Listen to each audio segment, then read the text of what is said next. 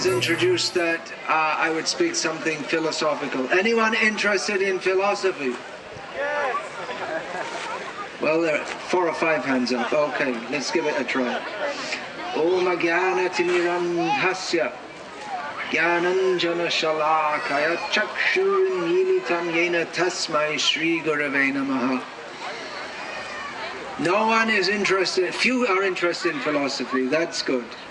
In Bhagavad Gita, which is spoken by Lord Jagannath, in whose honor this festival is organized, in Bhagavad Gita, Lord Jagannath, Krishna says that out of thousands of people, hardly one is interested in philosophy.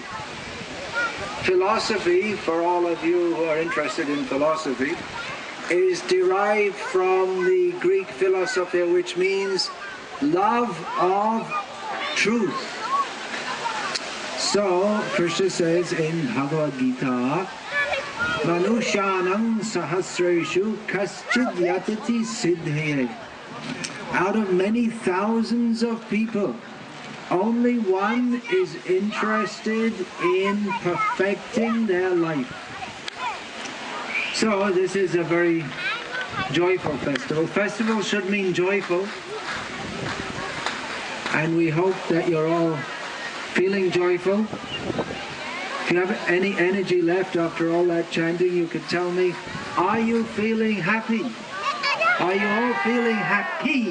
Happy. Very happy. Should be happy.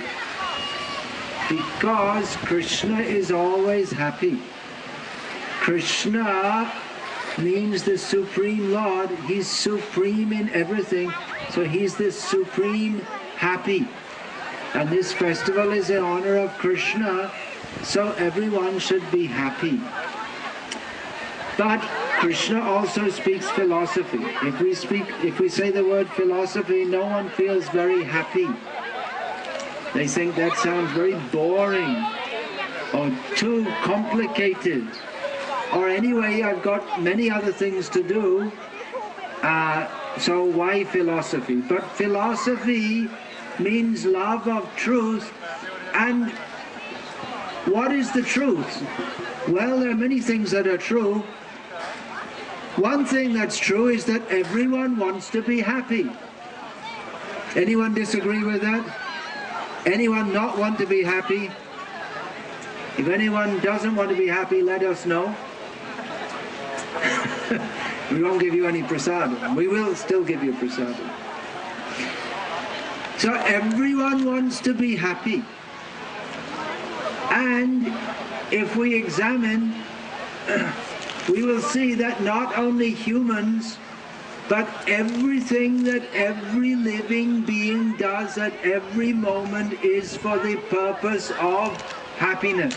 Is it not? Everything we do is to try to be happy, or at least to avoid danger and discomfort. So basically, every living being, including the trees, they grow toward the light because they feel nourished by the light.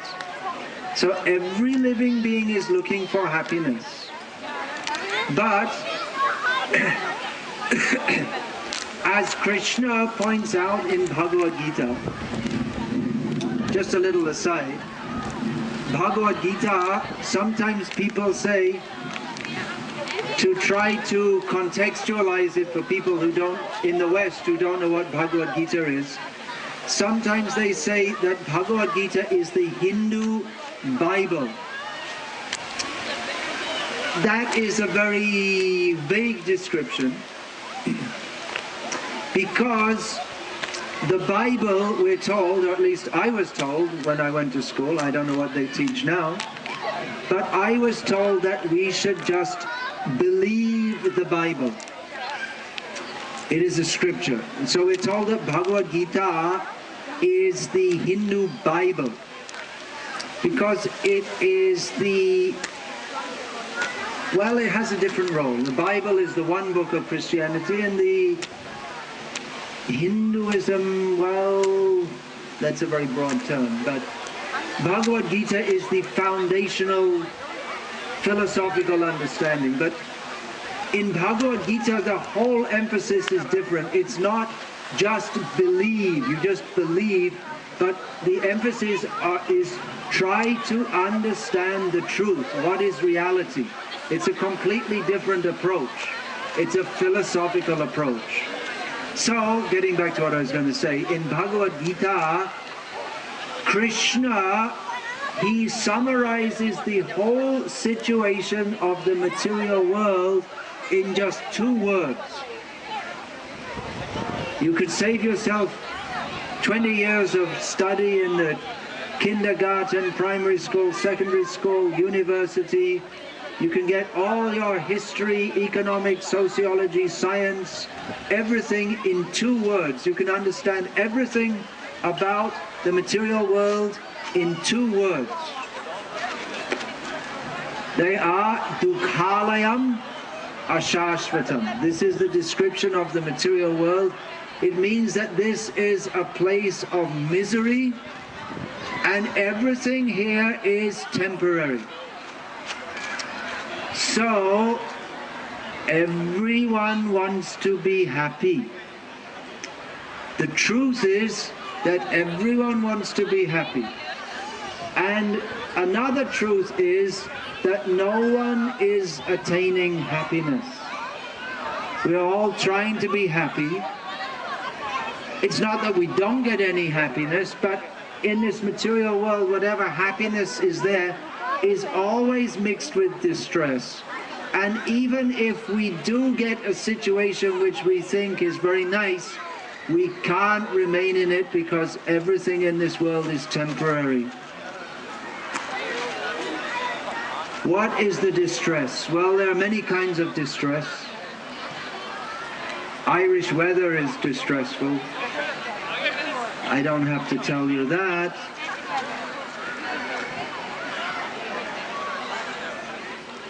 In Bhagavad Gita, again, remember this is a book of philosophical understanding. It's not scripture, you just have to believe in it or you go to hell. It's a book of it's a book that everyone can understand.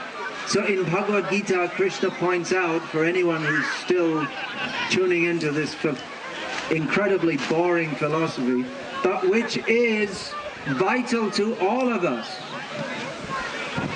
Though we don't like to hear, but we should hear, because it's vital to all of us. Krishna points out in Bhagavad Gita, what is the distress? He gives 4 characteristics, 4 principal forms of distress that none of us can avoid. They are Janma, Mrityu, Jara, Vyadhi. Birth, death, old age, and disease. No one can avoid. Whatever we do. We can do yoga and eat health food. And there are all kinds of things you can do to try and live a long and healthy life. And we might live a long and healthy life. Those who are really expert in yoga, even today, they can live for hundreds of years. But everyone has to die. We don't want to die. No one wants to die. Even the slug crawling in the grass, a miserable existence. He doesn't want to die. He's attached to that existence. So Krishna points out that life in the material world is miserable, but at the same time, everyone is looking for happiness. So Krishna points out, how do we find happiness? Well, the first thing is, if we are to be happy, we can't be happy in a place where there is birth, death, old age and disease. Well, we might think, well, when you die it's all over, so just enjoy yourself as much as you can while you can. But then again, Krishna teaches us in Bhagavad Gita that death means the death of the body, but the soul is eternal. We get another birth. That's why Some people are born with a silver spoon in their mouth, and some people are born with a plastic spoon in their mouth, like all of you taking the food now. We couldn't offer you silver spoons. You're taking it with plastic spoons. So we all get different situations according to what we have done and what kind of consciousness we have cultivated in previous lives. If we live like an animal, if our goal of life is nothing more than simply to enjoy our body, then we have wasted our human form of life, and in the next life we will get the form of an animal. If we lead a godly life, we can get a birth in a higher sphere of existence. But as long as we maintain the thought, the consciousness that I want to enjoy this material world, then we have to get born in it again and again and again to attempt to enjoy it, but we have to suffer. We cannot avoid. In this material world there is always suffering. So the condition in the spiritual world, that is our natural situation, that is one of Sat Chit Ananda. That is one of eternity, no death. That is one of full, clear consciousness, of understanding who we are, who is God, and what is our relationship. And Ananda means bliss. We are all meant for happiness. We all want happiness. That means that we are meant for happiness. Just like if you feel hungry, that means that you need food, and food is available. If we feel thirsty, that means we need water. And by the grace of God, water is available. We want happiness. By the grace of God, that is available. But we have to know where to find full happiness, eternal happiness, with no distress, no distraction. So what is that happiness? Well, we can look at Krishna, Jagannath. He's always smiling. Krishna is always happy. What is full happiness? The full happiness is the happiness of love. Everyone is looking for love. Actually, nowadays, many people, they're not looking for love because they're too afraid to look for love. They're too afraid to enter into any relationship because they're afraid that the pain that is caused by giving our love and not getting it reciprocated, or getting it falsely reciprocated. But actually we all desire love. Krishna is the person who we can love fully, in full happiness, eternally, and we will not be cheated. Krishna is that person. As long as we are trying to avoid Krishna and place our hopes for happiness elsewhere, then we will always be disappointed. If we place our hope in Krishna, then we will never be disappointed. In this material world, everyone is trying to be happy independently of Krishna, but Krishna is the central object of love for everyone. So this festival is a celebration of love for Krishna. And this festival is eternal. Now we might think, oh, it's not eternal, it's all going to be finished in an hour or two. But actually it's eternal, because Krishna is eternal. We are all eternal beings. These bodies that we are now sitting in, they will finish. But we are all eternal spiritual beings, and we all have an eternal relationship with Krishna. And in the spiritual world, it's an eternal festival. There's no going to the factory, no going to the office, no work, all play, all bliss. We're all meant for bliss. But we don't know where to go, how to go. So Krishna, he invites us to his world of eternal bliss. He comes to this world. He invites us. By coming to this world, Krishna invites us, don't waste your time here rotting in this miserable material world. Come with me. By this festival, Krishna is calling us to go to him in the spiritual world, where we can live eternally and blissfully. So that was a philosophical talk, but real philosophy should not be armchair philosophy. It should be some real substance, something we can use in our life, or it should be our life. Philosophy is love of truth. Our life should be based on truth instead of falsity. Mostly everyone's life is based on falsity, on the hope that we shall be happy in this world. That is a false hope.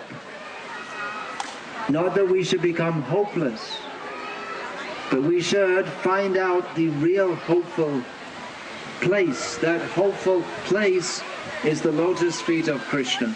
If we take refuge in Krishna, then we will be delivered from this material world. And how do we take refuge of Krishna? Simply by chanting his names. By chanting the names of Krishna, we automatically link with Krishna. So it's a very great philosophy, a very deep philosophy. It's a whole way of life. And we invite you to find out more. We have regular discussion programs and teaching people how to perform bhakti yoga, the yoga of devotion to Krishna. But I'll just finish up this short talk with some practical philosophy for everyone. That practical philosophy is chanting Hare Krishna. So I'll ask you again to please, I think you've all finished taking your meal now, so please put your hand in the air, take a deep breath and say Hare Krishna,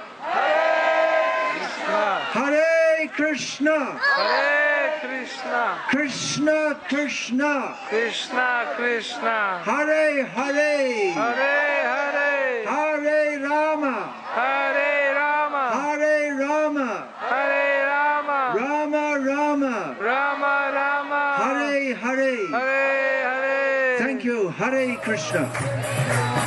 Hare